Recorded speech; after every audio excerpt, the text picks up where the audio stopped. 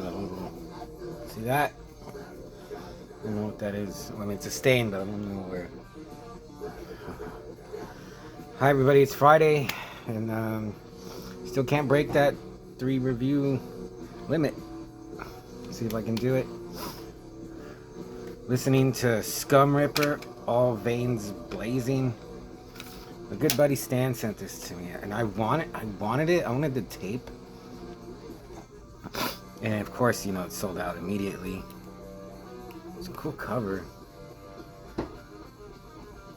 And then out of the blue, Stan sent me the CD. And I barely listened to it. So let's see. I'm gonna review a movie. I got some books and comics and stuff from the library. I got Drop. I think it's PG-13. But I just want to see if there's any laymanisms in there, anything close to layman. Got some comics. Got some, I go usually every Wednesday to get new comics. I don't get that much, but man, this week, I'll show you. There's a new Phantom. And I like the Phantom. Purple suit and all. He's in the jungle. And I read it. It was decent. Like all, actually, Phantom comics. I think they're just... I don't know if I was going to talk about this, but... I know with comics, they have to continue. I know that. But so I think they just kind of hold back so, okay, you're going to get the next issue. And I don't know what to show you next. I got Viking Moon.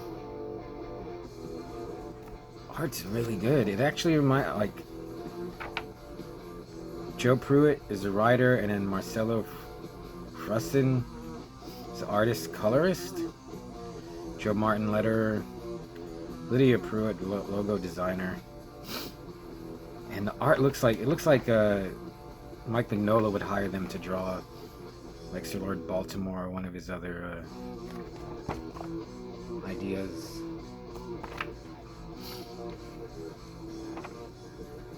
And I'll show you what it is. It's not only is it Vikings against Native Americans. It's got werewolves. Nice cover. So I'm gonna put this one on my list. Conan, Scourge of the Serpent. I don't like the cover art. Conan, I don't know, it just looks... I don't know, but the inside art is really good. It's got Brule and Call and Conan, and I think it even maybe has Robert E. Howard in it. So again, one that I'm gonna have to put on the list. Finally, I got Skinbreaker from Robert Kirkman and David Finch. David Finch, the first time I saw his art, I think was Moon Knight. The Moon Knight he did. Then he did New Avengers. Can't really remember what else. But he's amazing, his attention to detail. Or how detailed he'll get. So, yeah. Robert Kirkman did The Walking Dead. And Invincible. So it should... He's tackling, fantasy.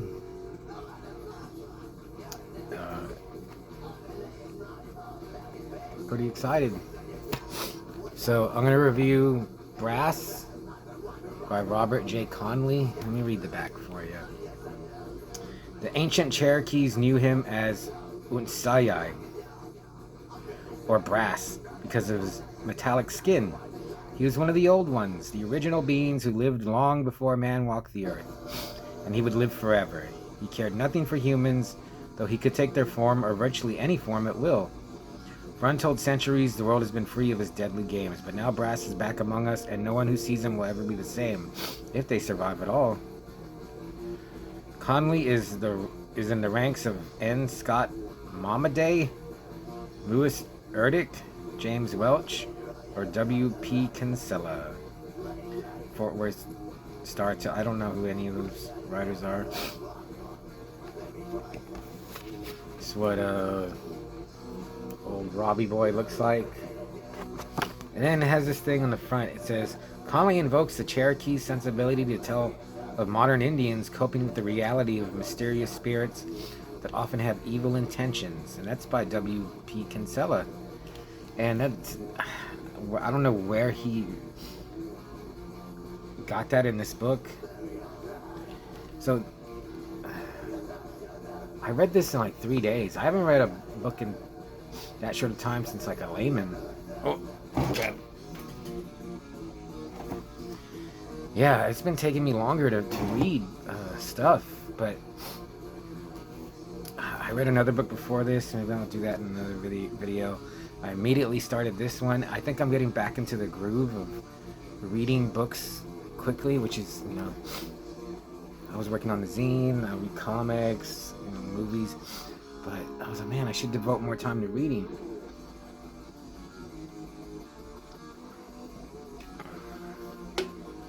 Like, on the first day, I read like 100 pages that I started it, and I was like, this is like a really, it's just fast-paced.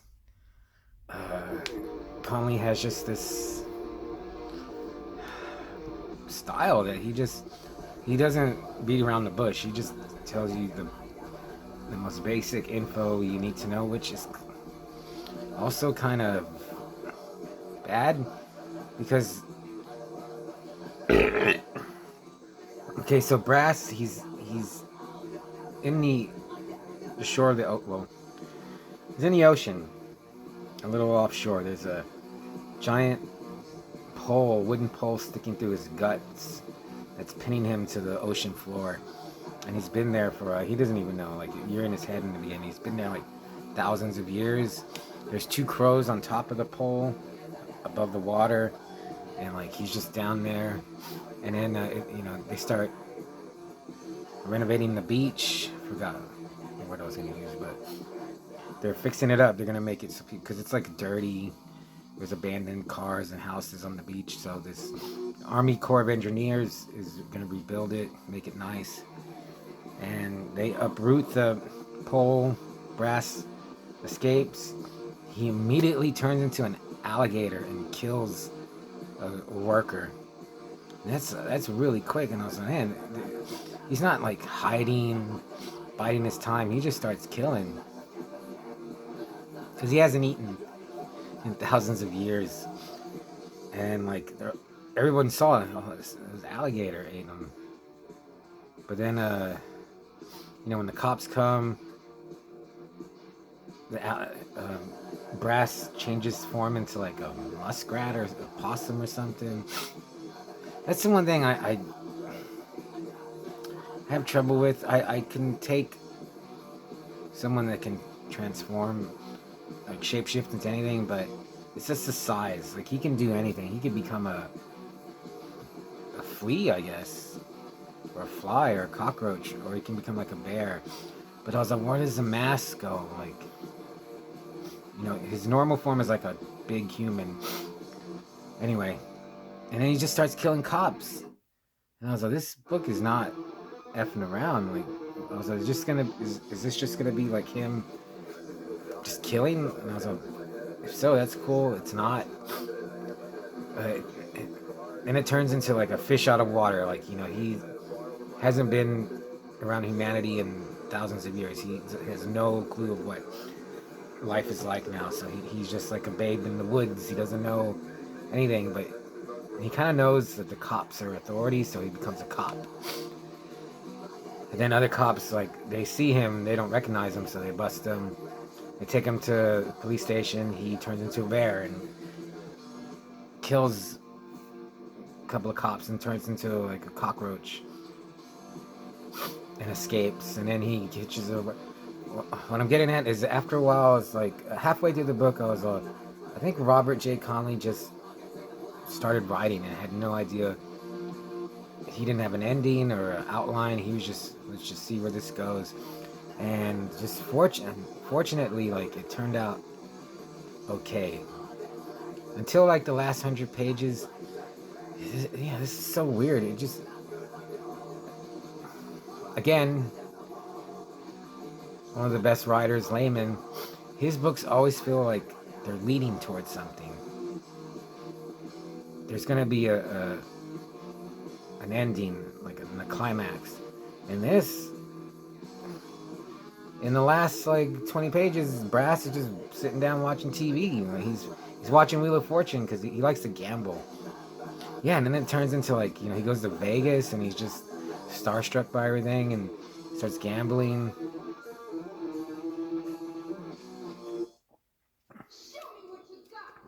His whole goal, it seems like the whole goal of the book is he's trying to win $1 million in a slot machine that's called Big Bertha. And then there's the guy that pulled the pole out of him, Shelby.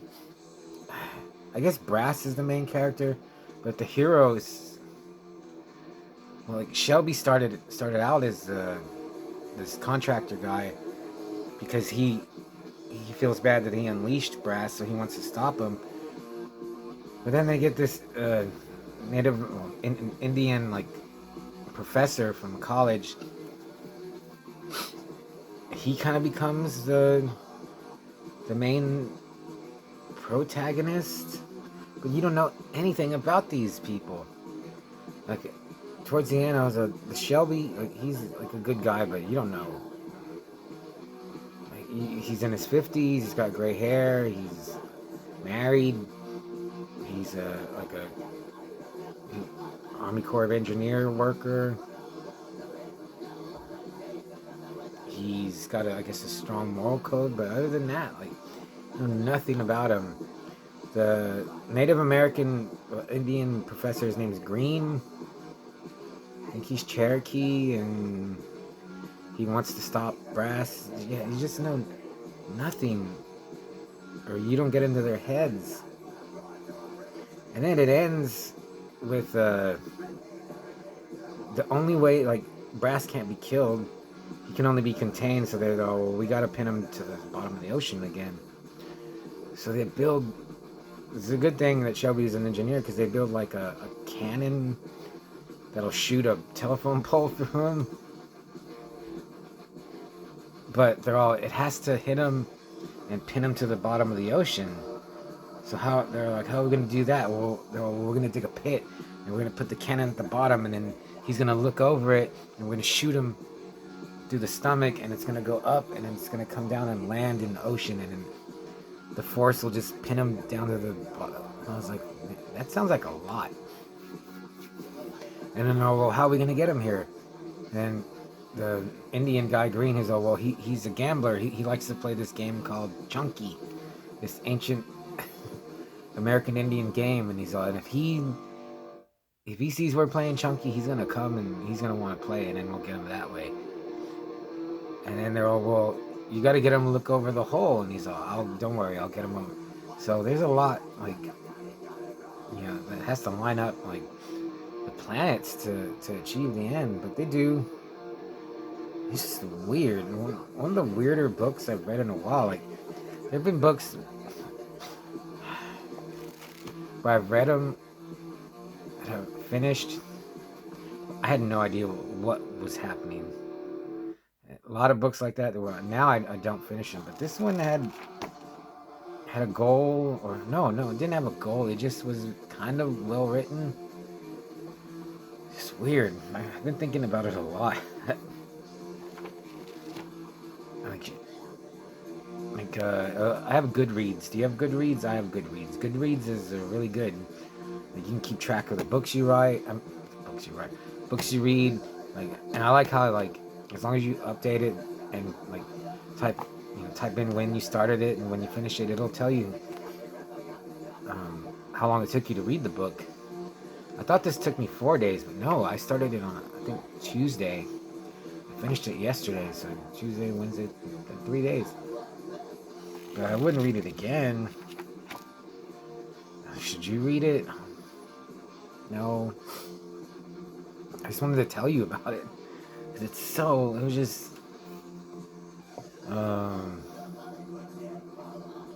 Yeah, like, it says horror on the side, but after a while I was like, this isn't horror. This is, like I said, fish out of water. This is a Las Vegas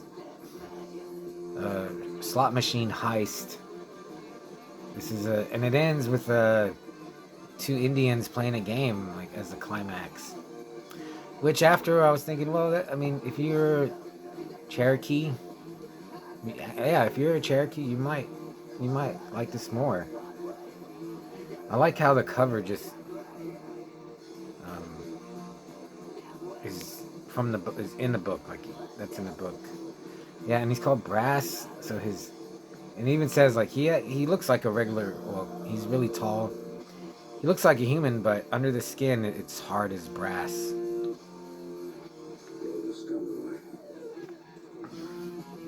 So yeah, I just had to talk about this book.